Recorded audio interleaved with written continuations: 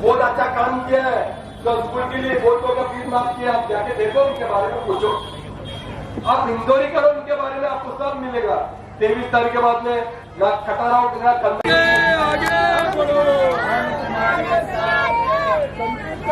आगे बढ़ो।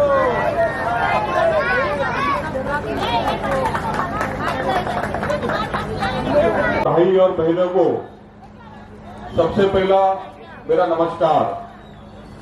कैसे हैं सब लोग? देखिए, अभी चुनाव के 2 दिन बचे हैं। कल आखिरी प्रचार है और 20 तारीख को चुनाव है। पिछले अनेक वर्षों से धारावी में चुनाव हो रहा है और अनेक वर्षों से एक ही परिवार इस धारावी पे जीत रहा है। लेकिन जो परिवार जीत रहा है, उस परिवार ने धारावी के लिए क्या किया, ये सबसे बड़ा सवाल जो है आज धारावीकरों के मन में है। मैं एक धारावीकर हूं, मुझे सभी लोग यहां पे जानते हैं। मेरे पिताजी दत्तूगढ़ के यहां से नगर सेवक रह चुके हैं। ये राजीव गांधी नगर बसाने में और इसको बचाने में सबसे बड़ा हाथ अगर किसी का होगा तो मेरे पिताजी दत्तूगढ़ का होगा। क्योंकि मुझे पता है कि जब 2000 के समय ये बस्ती बस रही थी, उस समय हमेशा यहाँ पे बीएमसी के अधिकारी, पुलिस, कलेक्टर के अधिकारी आते थे ये बस्ती तोड़ने के लिए।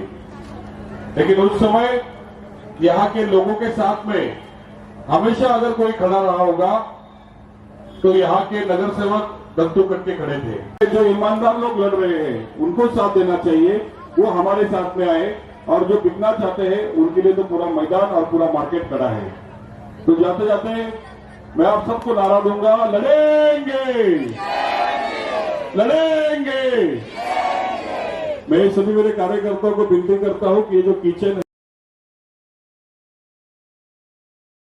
देखिए, लोगों में बड़ा गुस्सा है। पिछले 40 सालों में धारावी के साथ में जो हुआ है उसके प्रति लोगों में बड़ा गुस्सा है।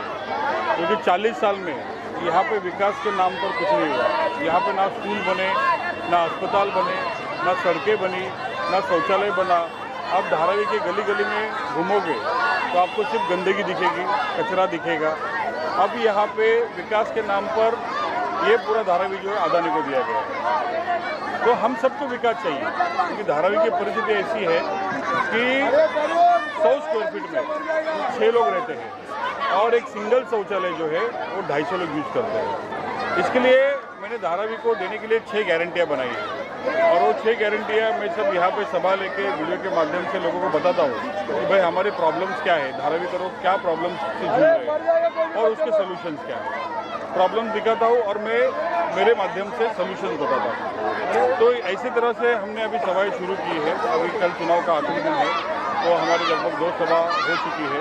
यहाँ की जो झोपड़पट्टी है वो राजीव गांधी नगर नाम है जिसका, जो मेरे पिताजी के कार्यकाल में बनाई। तो मेरे पिताजी हमेशा यही कहते थे कि भाई धारावी में जो लोग रहते हैं सब गरीब लोग रहते हैं, आम लोग रहते हैं और इन लोगों को घर जो है वो सबसे बड़ी इनकी संपत्ति है। तो हमेशा अगर तुमको कोई भी लड़ना है तो लोगों के घर बचाने के लिए लड़ना है। तो इसलिए ये पुनर्वसन प्रकल्प में हम यही मुद्दा लेके लड़ रहे हैं कि लोगों को घर के बदले घर, दुकान के बदले दुकान और गोडाउन के बदले गोडाउन मिलना चाहिए। क्योंकि पिछले 40 सालों से यहाँ पे विकास तो हुआ नहीं। 2004 में यहाँ पे धारावी रिडेवलपमेंट प्रोजेक्ट आया और इस प्रोजेक्ट में कट ऑफ डेट जो है वो 1 जनवरी 2000 के पहले की लगाई।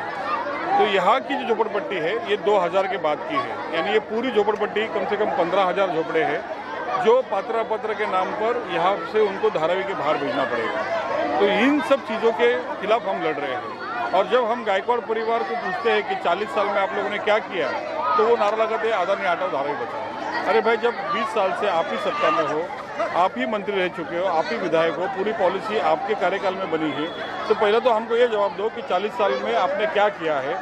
आप ये विकास के नाम पर, अदानी के नाम पर, अदानी के विरोध के नाम पर वोट मांगना बंद करो।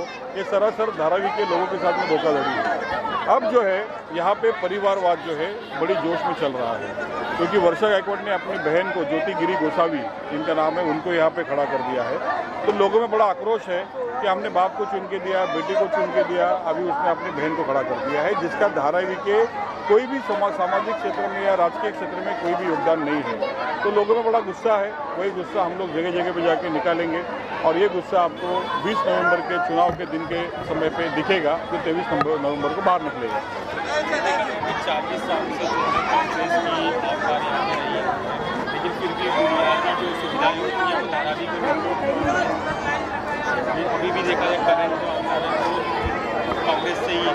इस पर आप क्या करेंगे? 40 साल एक बहुत बड़ा समय है, उसके बाद क्योंकि हमारी टीम ने यहाँ पे सर्वे की है, तो सबसे बड़ी जो शौचालय की व्यवस्था है, साफ सफाई नहीं है, बच्चों के लिए बेसिक एजुकेशन के लिए चीज़ें मुहैया नहीं है, तो क्या कहना चाहते हैं इस चीज़ों पर?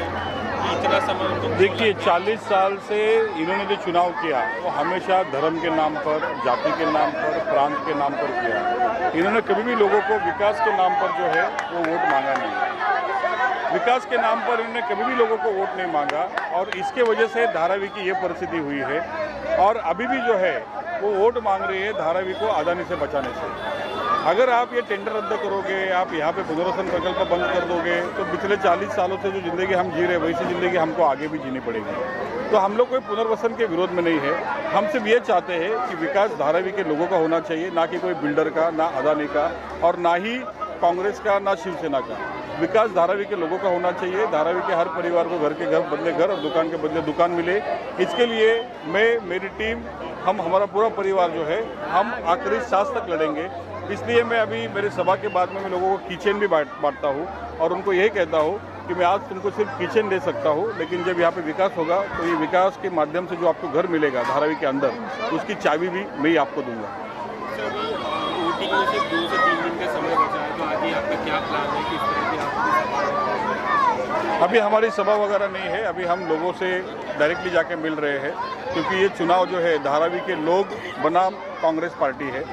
तो धारावी के लोगों को ज़्यादा से ज़्यादा जागरूक करना, धारावी के लोगों को अपने हक और अधिकार के बारे में जागरूक करना, इसके ऊपर ही आने वाले जो 2-3 दिन हमारे वहाँ को मिले हैं उसके ऊपर ही हम लोग पूरा उसमें लोगों के बीच में जाएंगे और लोगों को समझा कर यही बताएंगे कि हमको बदलाव करना पड़ेगा। अगर हमने बदलाव नहीं किया तो हमारे बच्चों का भविष्य जो है वो सुरक्षित नहीं रहेगा।